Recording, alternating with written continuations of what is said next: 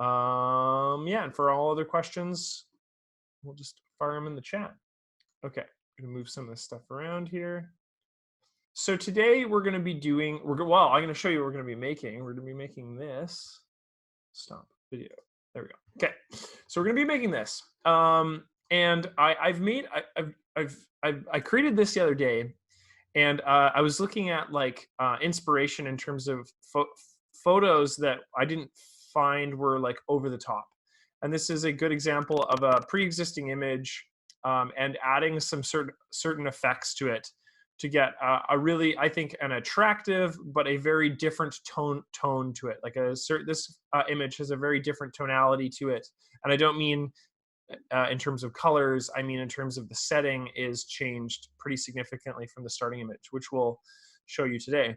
But the idea in this case is to be utilizing, once again, like we're talking about in a previous workshop and what we'll be talking about today, utilizing good selections, utilizing masking, utilizing being able to cut certain elements of your image out and use them again, as well as just some smart tools and adjustment layers that are already pre-existing in the product. So let's do this. Let's make this image today. So I'm just going to go back to the folder in which I placed my sort of components in here. And just, again, like this is a fairly low-key and a project. I think the output is going to be excellent.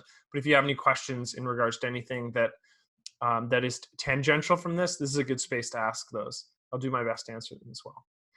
So I've gone ahead and already made a selection in my image. And you might think like, oh, Adam, how did you go about already creating a selection? Well, you'll notice actually when I clicked on the icon there was this little edit mode icon that occurs next to the thumbnail. And so what that icon references is that there's some form of metadata that exists within this image that ACDSee is picking up on. And what that metadata is very simple. It's all it is it's a saved selection. So when you're going through and you're making your selections in ACDSee, say I make my triangular polygonal selection here, you can go about saving these and utilizing them. And we're going to actually make use of this selection a lot in this image, because it requires, in this case, what we want to do is we want to save the color and the hue and the sort of the tones of our subject here, which is of course our woman. But we want to dramatically alter the background. So we need an accurate selection to do that. So I have my polygon here and I'm like, okay, great. Well, Adam, if I wanted to use this polygon again in the future, how would I do so? Well, you would go to select up at the top menu bar and you'd simply go to the save selection panel. And save selection enables you to essentially name this selection. And then from there, you can reference it throughout your work. So I'll just say polygon here. And then with that being saved, it's now referenceable when we go to load selections. So I can choose a selection to load, and I can load one or the polygon. The one is the selection of the woman that I made from earlier. And also, if you're going about, you can also manage pre-existing selections from the screen that just exists beneath it in Select. So what value does this offer? Well, for one, being able to save selections, it isn't something that is, it's something that you can use, say, in another image. In ACDSee right now, currently the way it's set up, selections are dependent on that image. So it is considered metadata, it's saved within it. So it's not something that you can utilize per se on another image that's similar to it, although I think that would be a good feature for the future. But for now, the functionality is to be able to bring up that selection quickly and instantly without having to, of course, remake the selection, B, copy that selection based on a mask and things like that, which can be relatively clunky.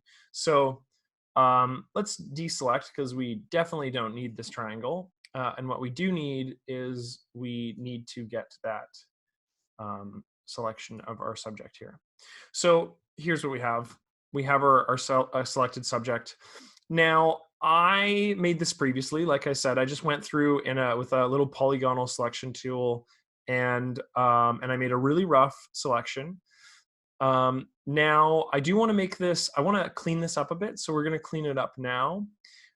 You also may notice too, and I think I've talked about this in previous workshops as well, but I personally have a tendency to use a different selection method than others, and I'll show you what I mean. So the way that a selection is displayed is in this tool called Overlay Options. And you'll notice that by default, ACDSee will display selections with marching ants. I find this to be kind of clunky. I don't really like it that much. So I always change my selections to selection highlighted, which is the second option here. And it gives you a degree of control over the opacity, and then of course the color which is represented, which you can change whenever you like. In this case, we keep it as red just because it's fairly dramatic and easy to see. The other option is the reverse of that. So meaning that it shows only the selection as it appears, and then all other remaining components are isolated within red. So there's a couple different methods, but like I said, I like to use this particular overlay option just because I find it the easiest to use personally.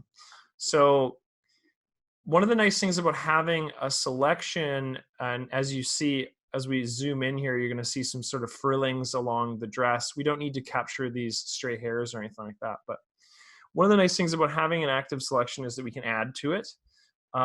Now, when I made this selection, like I said, I made it with the polygonal selection tool. And then as it stands, you can change your selection method here to remove parts of your selection or to additively, create additions to your selection. But I think from a standpoint of this one right here, the polygonal selection is already fairly good. So I actually want to switch selection tools.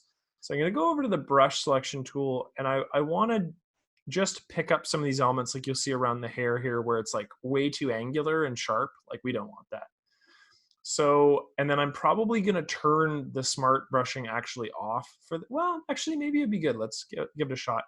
Sometimes it's exactly what you want, and other times it's not what you want at all. And then let's go say 500 zoom in, perfect. So perfect zoom in percentage. And then we're just going to move around and just pick up some of these stray areas that, I'd really like these components picked up. And I'm just going to go through, and I'm going to, instead of having to make this whole selection with you, like I said, I sort of did some of the harder parts earlier, and I'm just going to clean it up now that I have you guys with me here. Because selections, especially good selections, do take time. So, and then I'm just going to use the space bar in this case to bring up the hand tool. When we're zoomed in, we're offered that, and I'm just going to move through and just clean up any other areas here where I think they could use a bit of work. And I even might switch back here. So I'm just going to go through, and like I said, I'm just going to pick up some of these like little white elements where her dress has this sort of texture to it that I want to capture, or rather maintain. And this is going to give our further changes a bit of degree of realism to it, and a bit of texture even in our selections is a much better than just a flat polygonal selection, even if it's quite accurate. So I'm just going to go through and I'm going to pick up these elements. Oh yeah, there's definitely a bit on the hand here that I should grab and clean up a little bit of that. Just out of curiosity, for those of you that are participating in this workshop, where are you from? I've been wondering more and more about demographics in regards to these.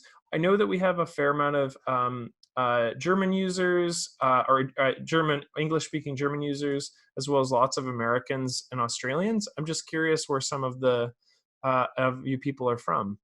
It's always good for us to know. Oh, so Netherlands, we got some Dutch-speaking people as well in here. Yeah, I think that was the case in a previous workshop as well. I mean, oh, I think, yeah, Gert, that's right. You've been in a couple of the workshops. It's good to have you back, by the way.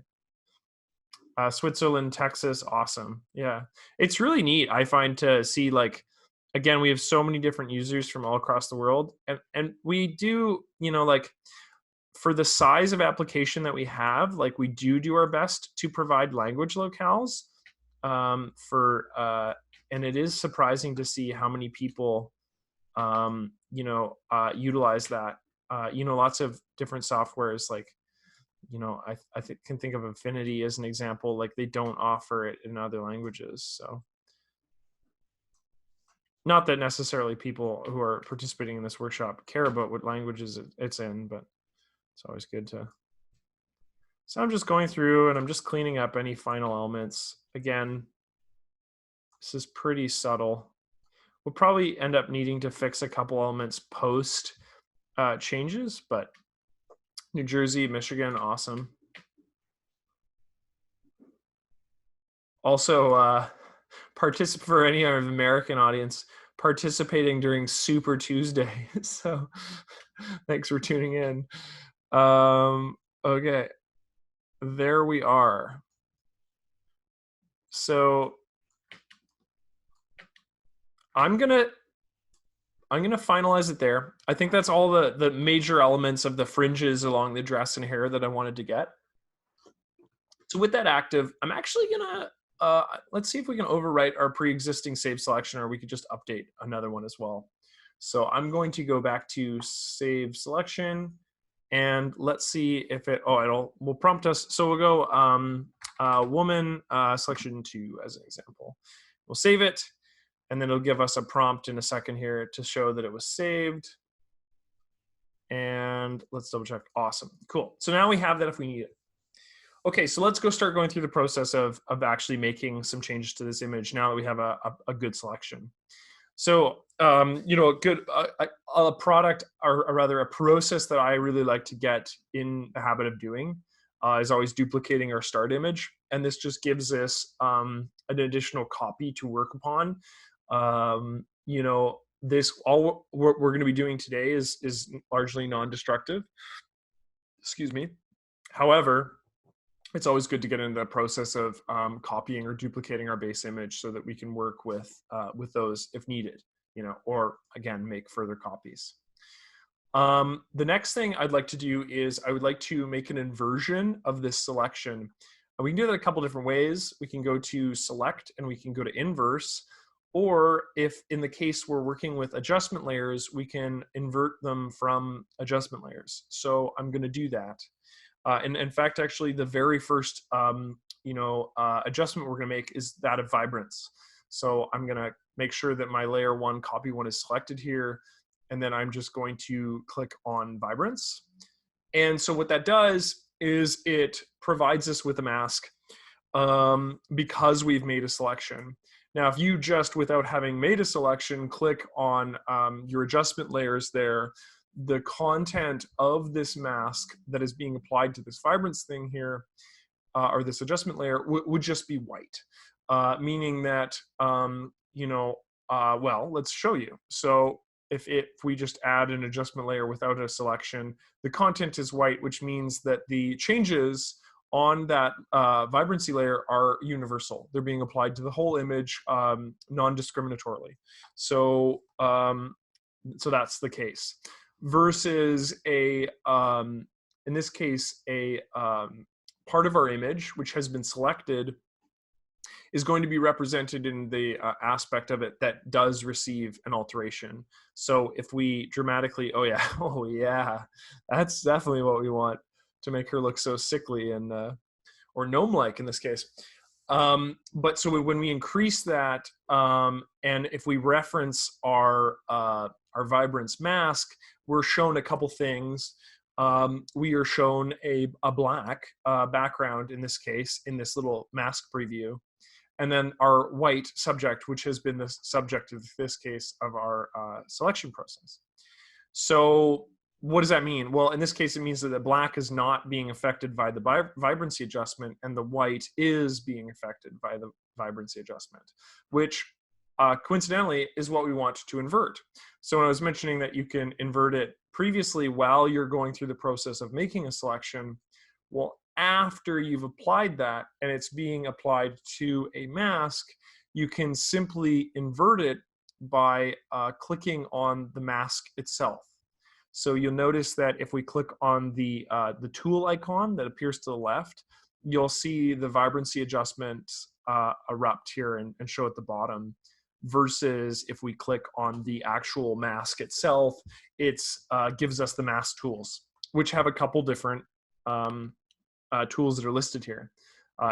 We can show the overlay. So in this case, it shows us what we saw earlier with our selection process, or in this case, the opposite of it. Or we can invert that. So if we invert that selection, now we see that the white area in our thumbnail, in our mask, it represents the area of our image where that adjustment layer is now being applied. And if we unclick show overlay, we can see that our subject, which is ideal, is now is not the recipient of that sickly glow. So that's good. So what we wanted to do there is obviously work with our pre-existing selection, but then working with that inversion process to really get the best result. So now that we have our first layer and our vibrancy adjustment, let's sort of figure out where we want to take this. So I'm just going to click again on the actual tool itself. So just vibrance, or the tool thing here, the tool icon, and we're going to decide on some values. So I definitely want, based on what you saw earlier with our image that I showed you at the beginning of this workshop, we do want this to appear more blue. And we also kind of want to adjust the saturation. I'm less concerned in regards to the vibrance and lightness on this layer specifically. So let's change those. I'm going to change the saturation to, let's just set a value. Let's go -32. So it's going to become less saturated. It's going to become closer to, there's going to be less hue that will appear within our image, and we're getting a little bit more of a grayness from that. So it is now less saturated in those areas. And then I'm going to reduce this. I don't want it to be that egregious. Let's just change it to 32. And so now we have 0 vibrance application, -32 saturation, -72 hue. So, okay. So that's what we wanted to do in terms of the color application on this image. But there's going to be more and more things that we're going to do to this image. So we're not necessarily done yet with our adjustments. But one of the nice things is we're going to utilize this mask quite a bit as part of the fun about making them.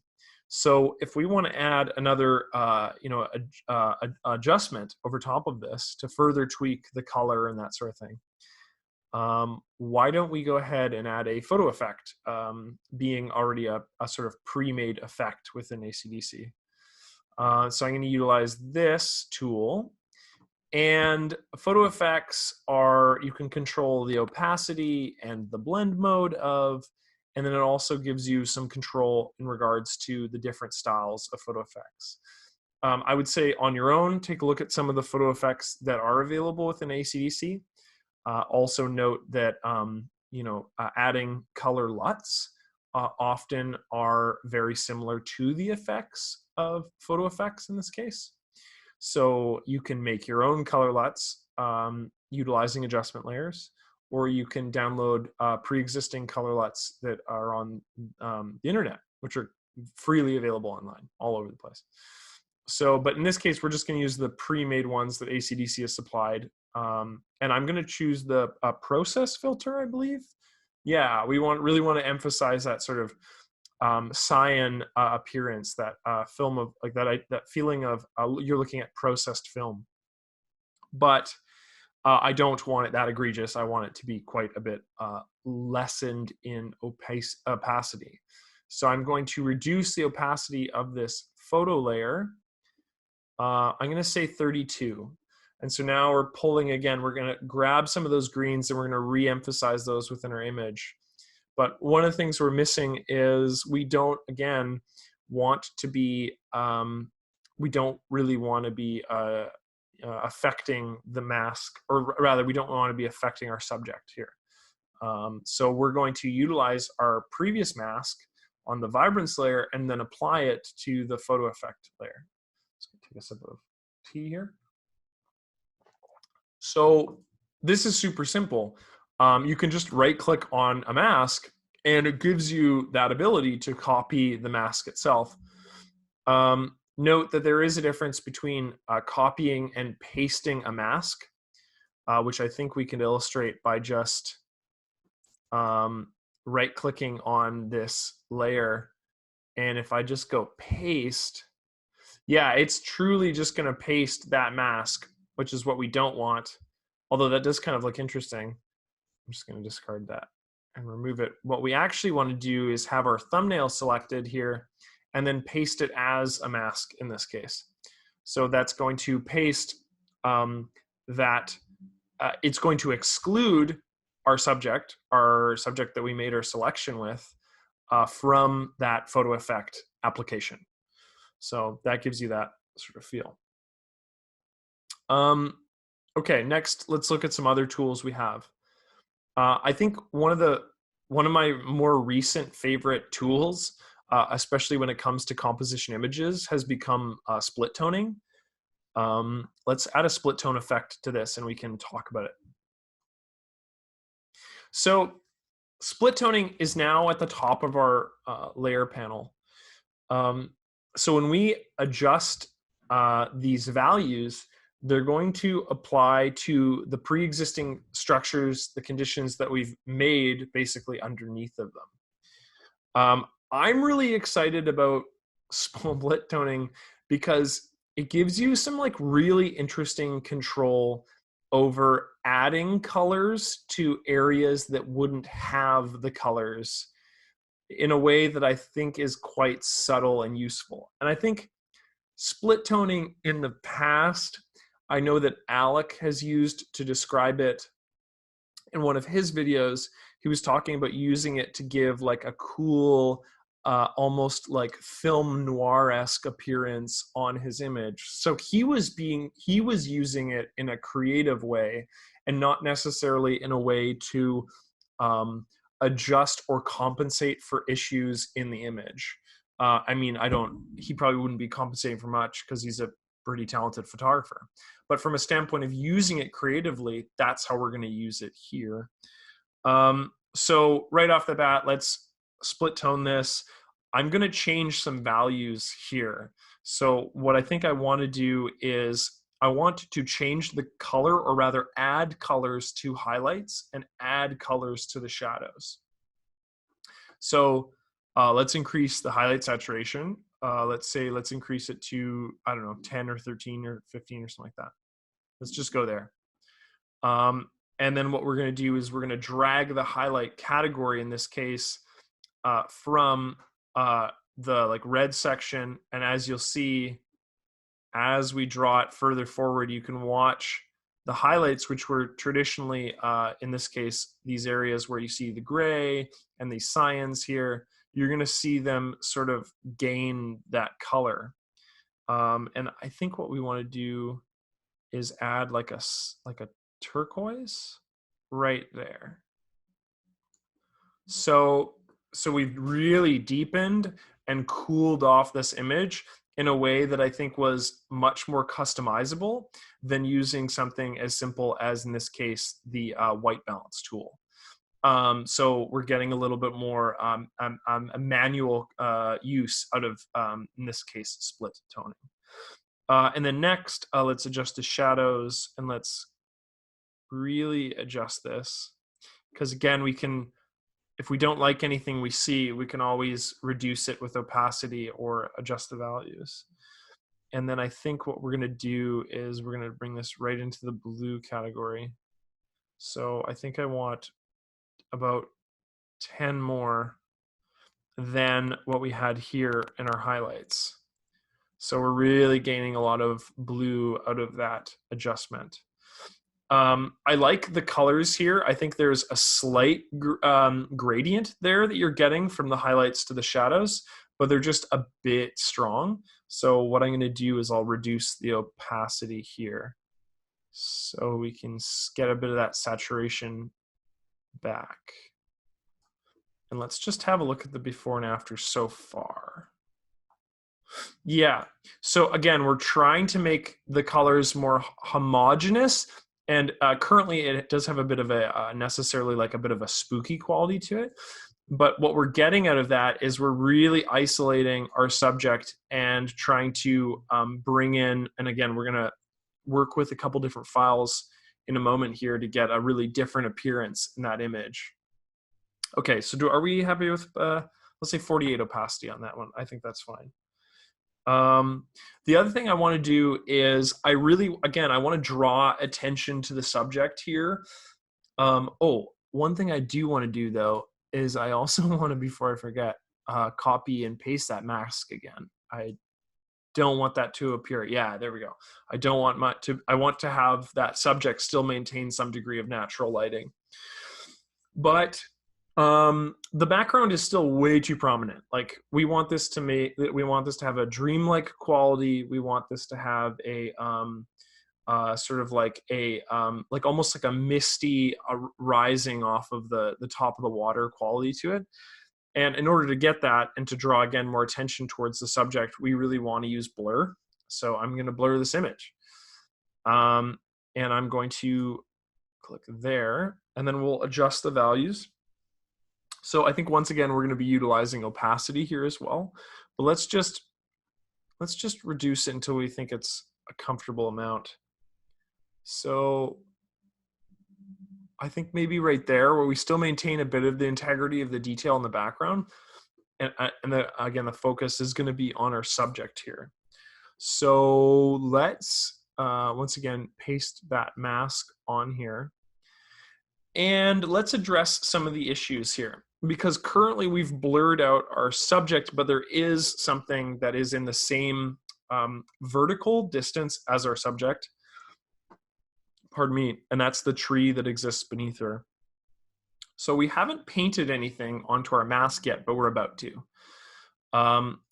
So what we're going to do is we're going to take this root that exists beneath our subject, and we're going to give that the same degree of sharpness to that of our subject. Unlike the background, and even beneath this area, we don't necessarily want to feature those as much. We just want to feature this sort of narrative structure that follows our subject moving over top of this sort of bridge-like log. So I'm going to select, after I have pasted onto this thumbnail here, I'm going to take a look and reference our thumbnail. So what we want to do is we want to be adding black in the area of our root to the thumbnail. So with the thumbnail selected, let's just go straight to the brush tool, and then we can dramatically reduce the nib width because it's huge. And I'm also going to change the foreground color to be a true black. There's this little icon that exists on the right of the color picker that allows you to hard reset to black white, which obviously is really useful when we're working with masks and we want to be using that tool. Things like variations of gray will fundamentally apply a degree of opacity, or in this case, maybe better understood as transparency with your masking, which actually works really different than that of something like Photoshop, where it won't allow you to apply gray at all. Like you have to apply it in black or white. But anyway, so we're applying black, and I'm just going to paint on. In this case, let's really paint on over the top of this log here. And feathering is going to be useful here to sort of be a little less excessive in the top portion there. It's not going to be so sharp as to seem jarring. And that's sort of exactly what we wanted to do with that.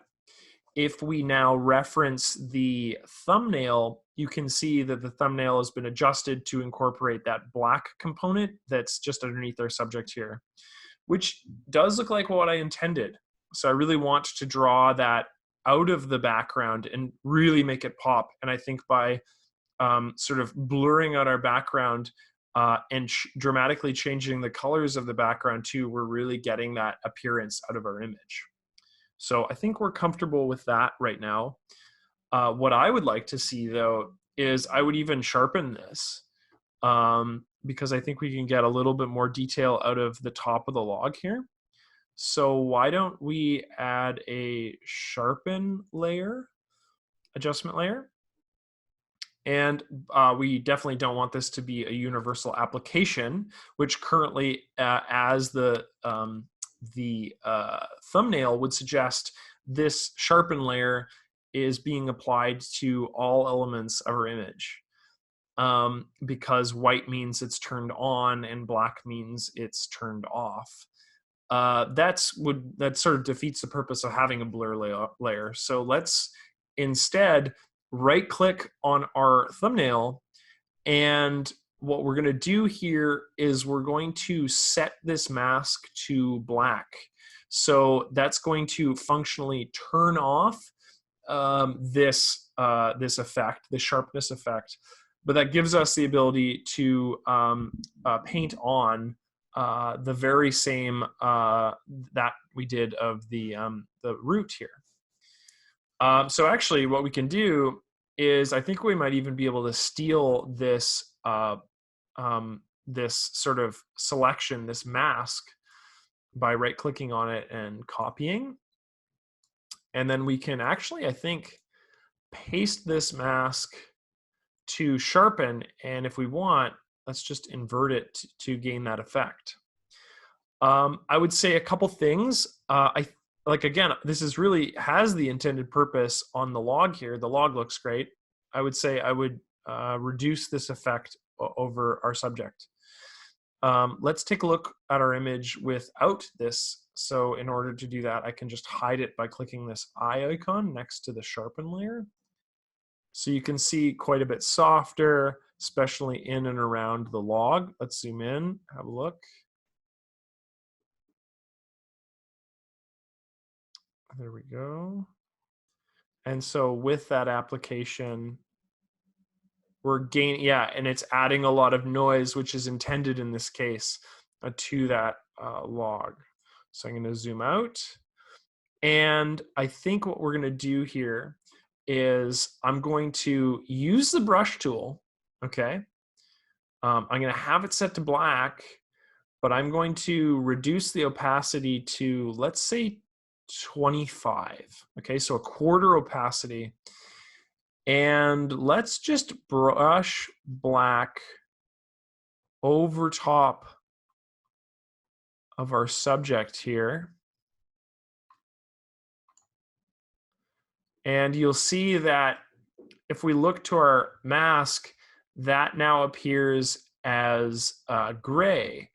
And the reason why it appears as gray is because we had a true white that we're now applying a black mask over it, but we've reduced the opacity of that mask.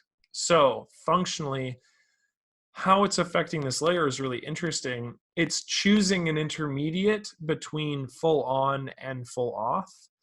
And it's essentially reducing some of the intensity of that sharpen effect just over our subject. Let's see now if I can get away with a second pass over top of it with the same brush tool. And that should make her reduce it even further. Let's see if this doesn't make it disappear entirely. Okay, so it actually did a pretty good job. I'm just going to clean up down here. Now, if you can see, actually that that's perfect. I wouldn't change it further from there. But you can see that our subject right in this thumbnail here is now like half. Okay, so if we were to make her a quarter and then making her a quarter of a quarter, so she's like quite a bit lighter now than the log, which has the sharpen effect fully applied to it, as you can see based on the thumbnail. Okay, so we're going to take this moment to save this image now before we get too deep. So I'm just going to save as, we'll just save it as an ACDSee file, and I know I called this final earlier, but let's say, yeah, let's just go final. And so I'm going to file save as final woman as an ACDSee file format, and that is so that I can edit this in the future if I wanted to. And it's going to go through the process of saving the image down. So have a sip of tea.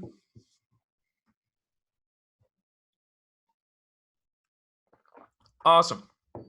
Okay, so it's just going to go through and render. Great. Okay, so let's have a review here.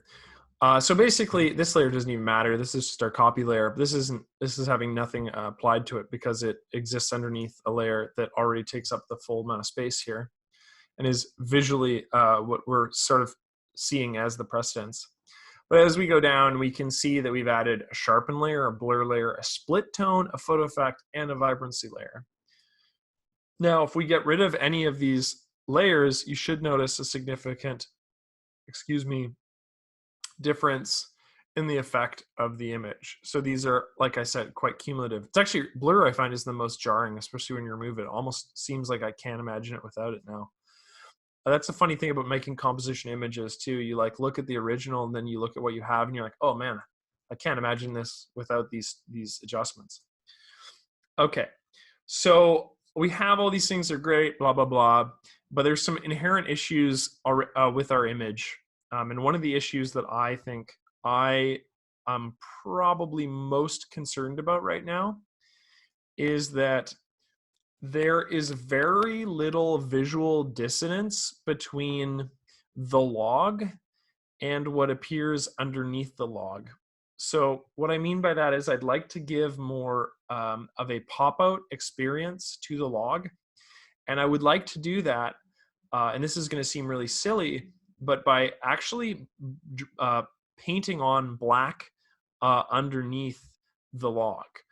And what I think that's going to do is it's going to offer that space a little bit more distance between that and the white sort of crashing waters that exist beneath her.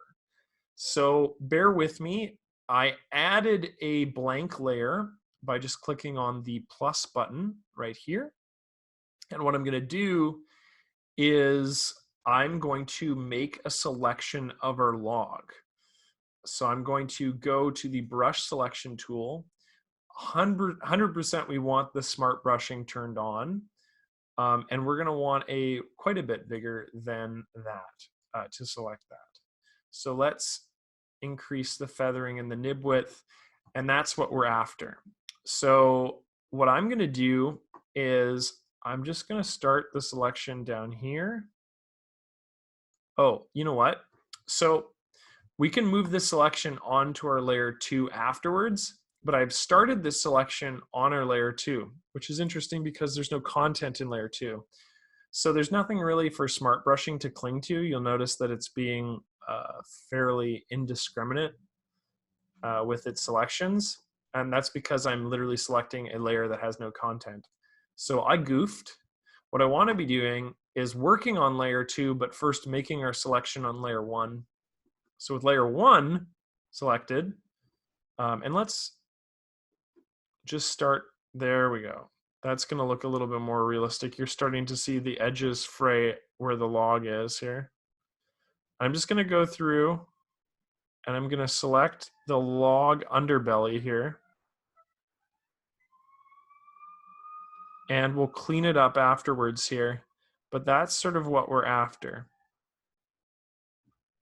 Okay, that's fine. We can leave that. This we want to get rid of. And that we want to get rid of. Okay. So now that we have our selection, I'm just going to clean up, add some of that area here too. What we can do is we can then select our layer 2 and physically start pasting on that black in this layer. And the reason why we're pasting it here is so we don't non-destructively change our layer, or rather, so we don't destructively ruin our base image. So layer 1 selected. I'm now going to move out of the brush selection tool and actually rather in to the brush tool. And I think once again, we'd ideally like a fairly low opacity, let's say half of a value. And with the black foreground color applied, let's brush over top of this selection. In order to do this, we need something clicked, and that is the Use Selection tool, which you'll see right up at the top here next to the feathering. In order to paint within a selection, this button has to be clicked. And you'll see if we weren't using this, we could go outside of the realm of the selection, but we don't want that. Otherwise, I mean, what was the point of making a selection? So let's just go through, and you're not going to see anything until after we deselect this layer here. So let's have a look once we're done here at what that looks like on our layer 2. So you notice now that we have that applied. So let's just deselect for a moment, have a look. Okay, perfect. It's exactly what we wanted. We do need to dramatically reduce the opacity on it, but that is the dark area of our log here. So I'm quite happy with the actual application. So that was possible by, in that case, working within our active selection and painting on it. But like I said, that is quite a bit darker than we want. So let's really reduce that quality. And what I'm looking for is just when I start to feel that log, I'm starting to feel it right here, where that log does feel, again, like the base of it really has distance from the background. So I think it was around 23 to 26. So we'll just place it right there for now. That gives a lot of weight to our subject and the platform that she's standing on. Okay, great. Let's add some other files to this because our subject is looking good. I like where we're going with this, but we want to create, again, a bit of distance from her, and we want to add some other elements to this image. The thing I want to add right off the bat is just a nice smoke image that I picked up. So I'm just going to drag and drop from our film strip here onto our layer panel. Alternatively, you can click on the Add a File as a Layer button that exists underneath the adjustment layers, and that will do the exact same effect. When you add a file as a layer, it's always added to above where your cursor is active on. So if your cursor was on layer 2, it'll add it above layer 2. What I'm going to do is I'm going to actually rotate this image, I think about half, and I'm going to apply that effect to just above our subject here. And I'll commit this layer, which will move it from where it was to right there. Let's zoom out slightly. Now you're like, hey, Adam, this is great, but like that just totally covers over your image. So what we need to do is we need to apply a blend mode to this image. So with layer 3 selected, let's go to screen, I want to say, is probably the best. We could also do lighten. But what you're noticing is it's just, again, giving our image a bit of haze to it. Like you imagine this coming off of the water here. Let's play around with the placement. Maybe we can get a better, I mean, that's pretty good. Is there any stronger? No, it's right where the strongest amount of color is in terms of the image. So let's keep it where it was. I'll just discard that. But what I do want to adjust is you'll notice that there's a harsh line that exists on the edge of this where the picture, in this case, our layer 3 ends. So the way we get rid of this is, well, first, I think what we want to do is we want to once again copy our woman mask. So we'll copy that. And then what we're going to do is we're going to physically add a mask to our layer 3 by having it highlighted and going on to the Add a Layer Mask.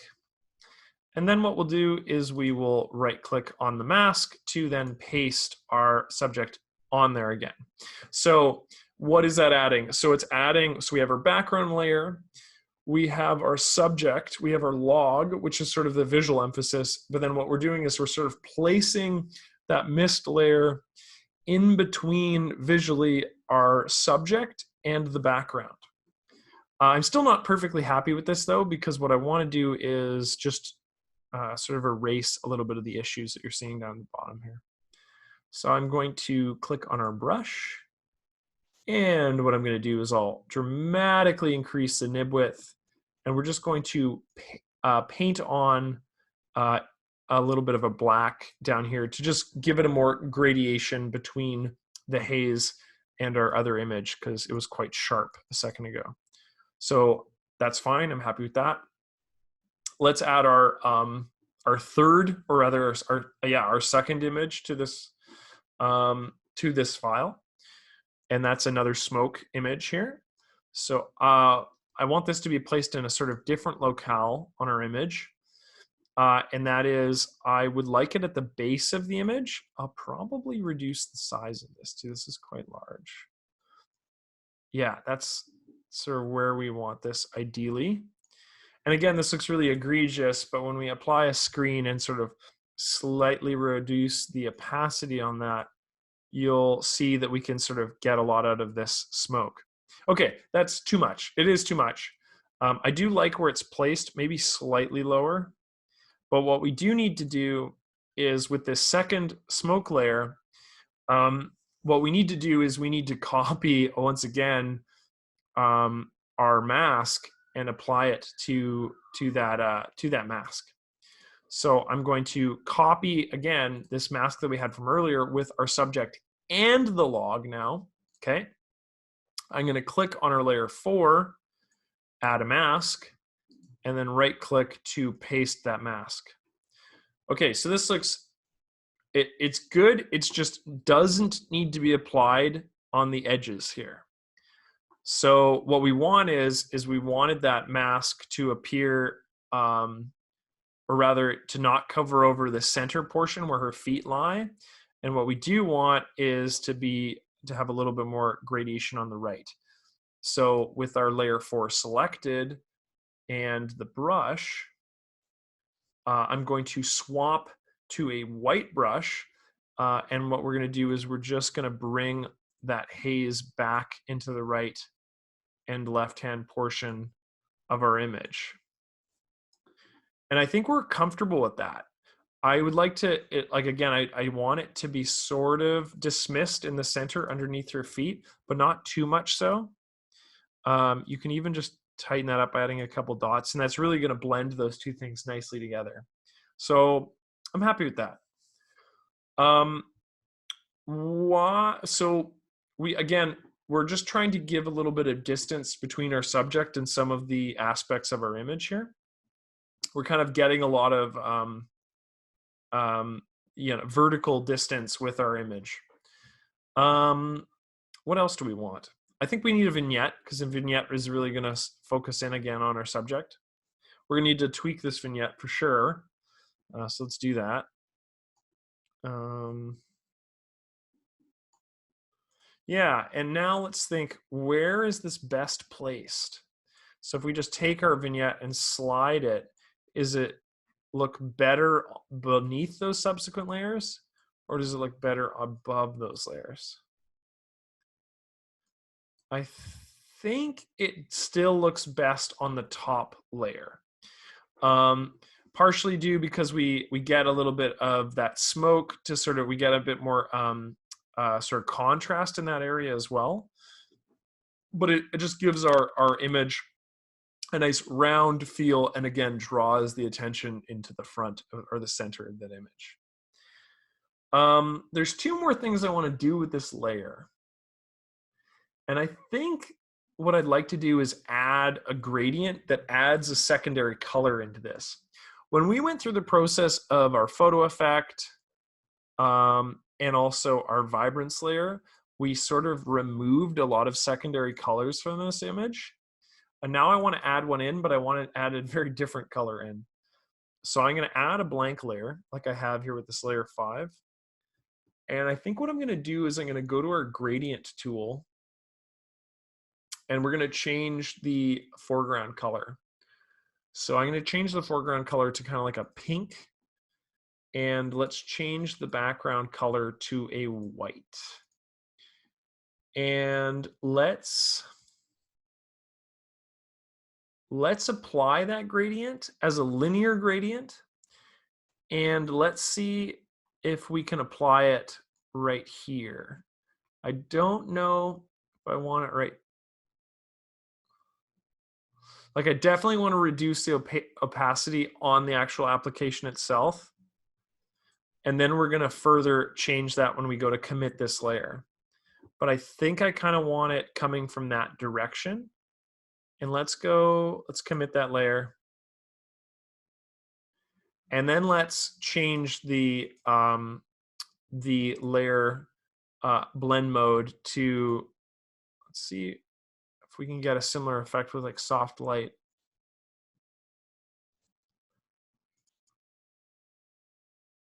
Hard light is too hard. How is overlay? Overlay is burning our image. We don't want that. So I think soft light's gonna be the best for what we want. It still preserves our image. Then maybe the only difference is that we want that underneath the vignette, not above it. And that sort of gives us that effect of adding that secondary pink haze that really complements, I think, the mist on layer 3 here. I can do one more thing I'd really like to add before I kind of finalize this layer, is let's just, for now, hide all of our effects. Just gonna go through hiding these guys. And what I'm gonna do is I'm going to select my layer 1. I'm going to zoom in, and I'm going to use the just general lasso tool. And what we're going to do is we're going to make a selection of, I think we're going to make a selection of the dress here.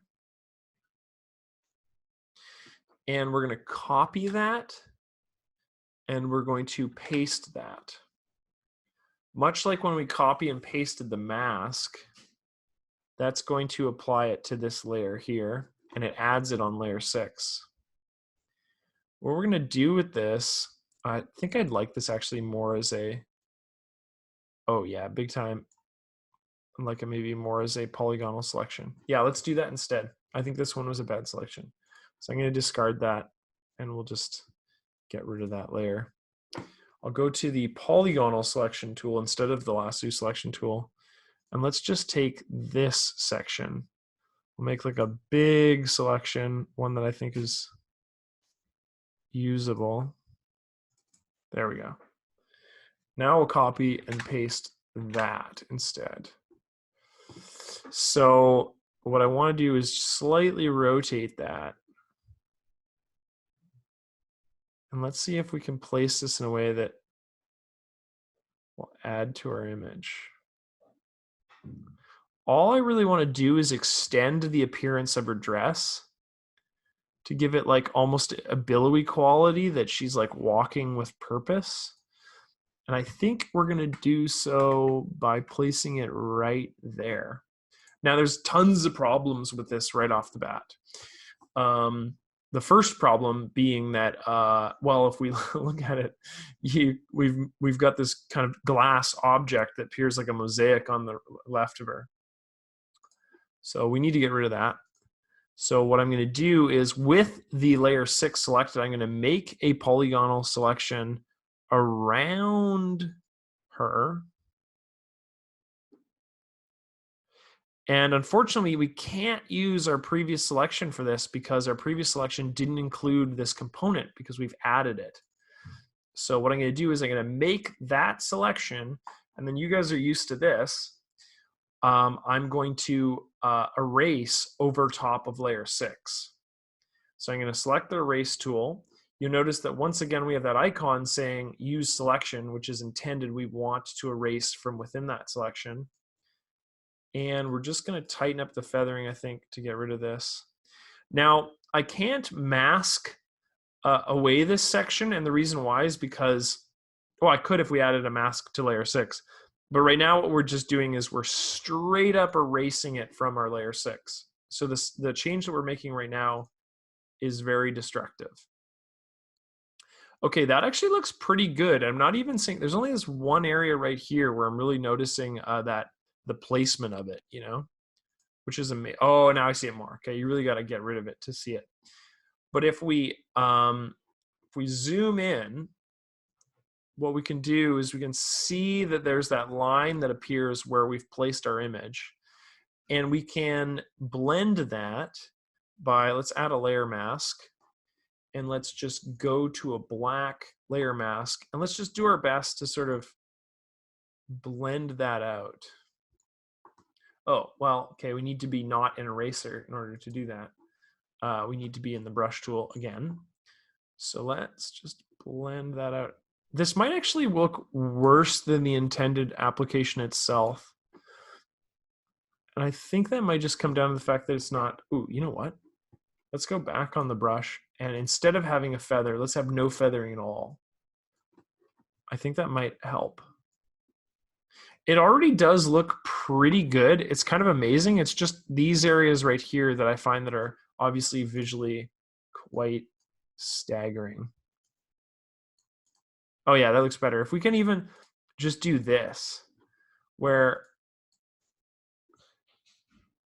just to sort of erase some of the patterns there. Let's go full opacity and see if it changes anything.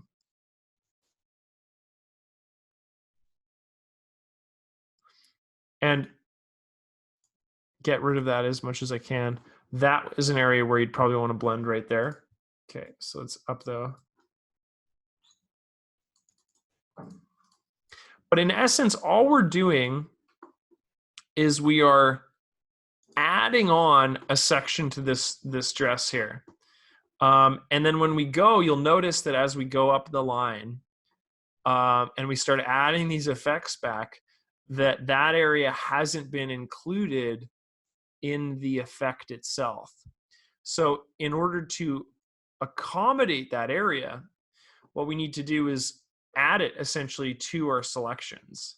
And we can add it to our selections by going into the layer itself, making a, see if we can do this. Add mask to selection. Yeah, no, that was just the white area that we removed. So can we do this? Invert that. Okay. So the way we can add this to our other layers, or the fastest way I think in this case, is to just use the polygonal selection tool and incorporate it into those elements. So I'm just going to go through and I'm going to very quickly select around this dress area here. And once my selection is done, it's done right there. I will click on the vibrance tool and I will just, actually, you know what? We can just fill it with black. So we'll fill that section with black. And keeping in mind, again, we want to be using the selection. I'm going to select on my photo effect here. I'm going to fill that area with black. And the split tone here. And blur.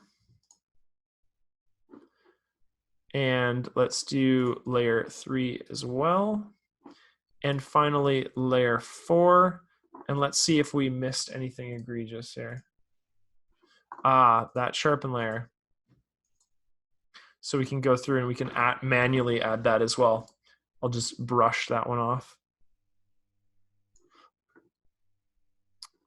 Oh, is it the sharpen layer or is it the photo effect?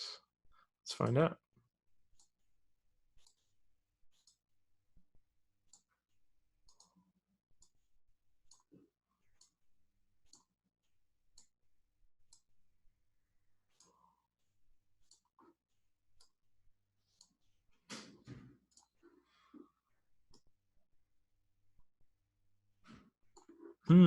Okay. The very end of my workshop, I'm stumped by this. Oh no, I just didn't select it very well. There it goes. So if I go to the blur layer, yeah, okay. So I'm being silly here, but yes, no, it is. I just need to, I didn't think I clicked it when I went to use the fill tool. I don't think I was actually clicking within the proper area there because it didn't seemingly apply to it. But now I'm noticing as I brush on, that area is being filled with the correct. So I guess I could just go through and finish these.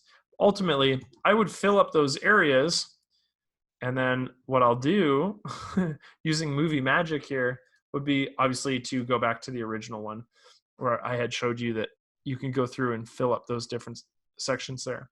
But then that would finalize our image after we'd sort of brushed on and made sure that that area is applied, black is applied to that area. And yeah. And then you're done. You've sort of added a little bit of a dress onto that component there to finalize the image. Which again, in this case, was entirely optional. I don't know if it needed it, but I did want to add a secondary component to this image where, you know, I sort of used pre-existing structures within the image to replicate them to sort of change the way that the image looked. So that, friends, is the workshop for today.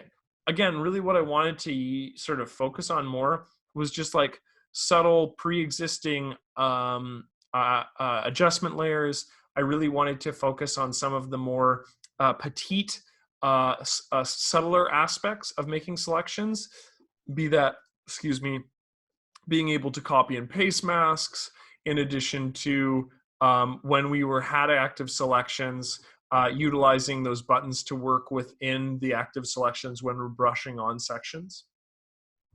And that in just culmination with all of this incredible actions that you can do within masks. And our final image layer is 1, 2, 3, 4, 5, 6, 7, 8, 9, 10, 11, 12, 13, 14 layers, which I think is slightly actually more than our previous image that we worked on in the previous workshop.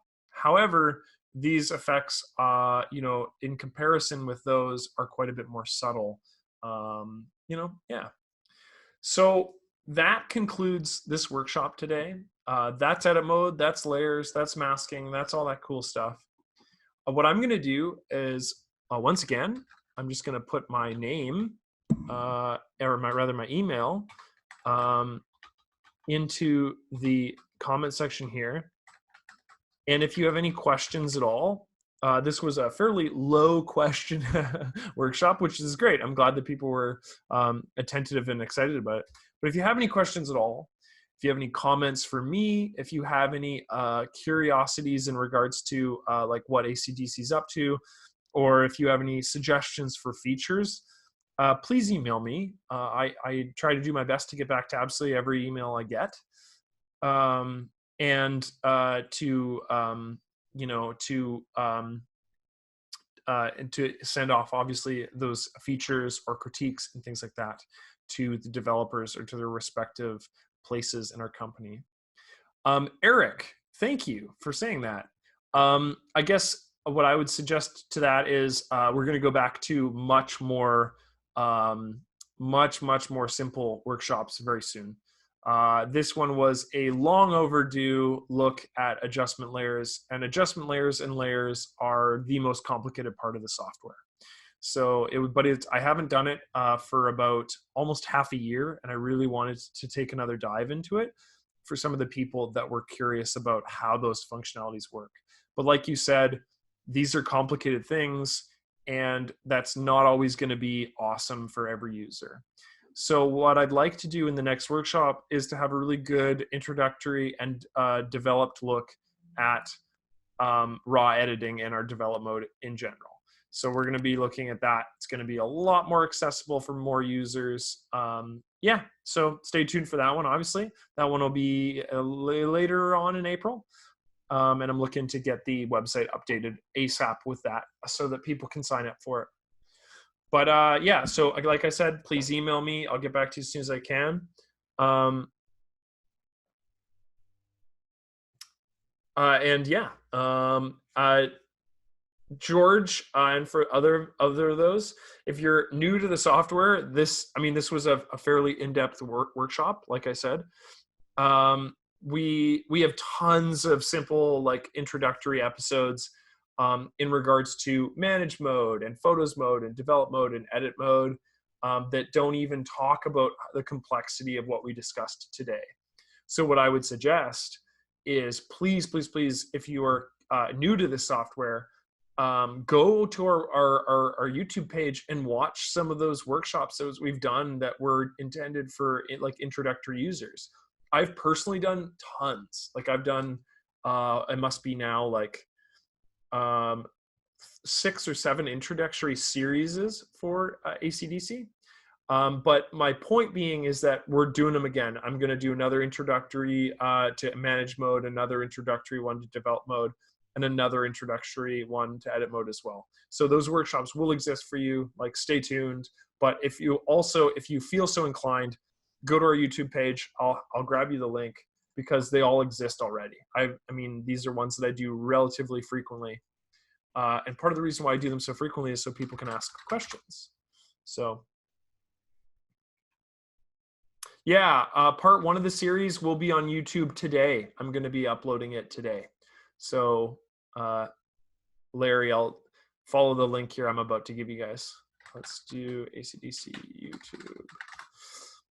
Find our channel here and link ya. Yeah, so here's our channel. If you go to, actually, let's just go to the playlist section with workshops. And this is our playlist of the workshops we've done. And like I said, at the top is manage, develop, and edit. If you're brand new to the software in general, they're right there for you. Keep in mind, they're all about an hour and a half to an hour to an hour and a half. So they're serious watchers, but the content exists for you on our YouTube page. We have tons of videos. We're uploading new tutorials all the time. So please use it. It's a great resource. And honestly, I think we upload more videos than most of our competitors do in terms of tutorials and that sort of thing. Yeah, anyway, no, it does exist. Follow that YouTube channel. Let us see if there's any other questions. So yeah, George, that answers you. Fred, yes, thank you again. Eric, yep, simpler ones are coming. I do not understand most of the terms you use and make Mr. Okay. Yeah, lots of jargon. Again, this was a advanced, intermediate to advanced user workshop.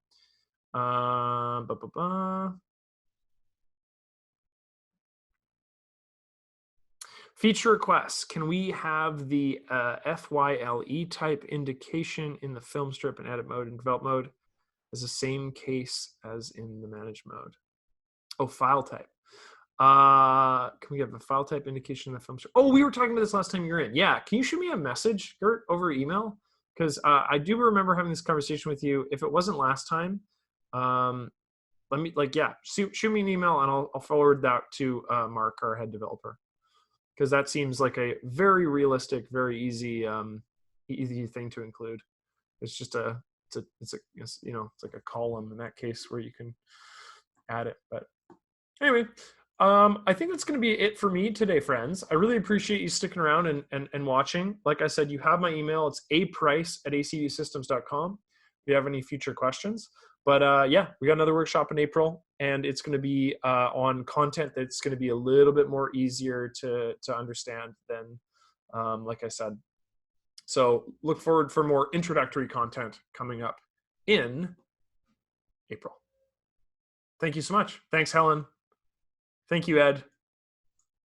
Awesome. I'm so stoked. Actually, that's great. I'm glad your workflow is getting better. Thank you, Larry. Okay. Thanks, guys. I appreciate it. I think you all have a great rest of your day, wherever you're listening in from, be it Netherlands or New Hampshire or wherever. So, but I'll have this uploaded by the end of the week to our YouTube channel. Colorado. All right. See you guys.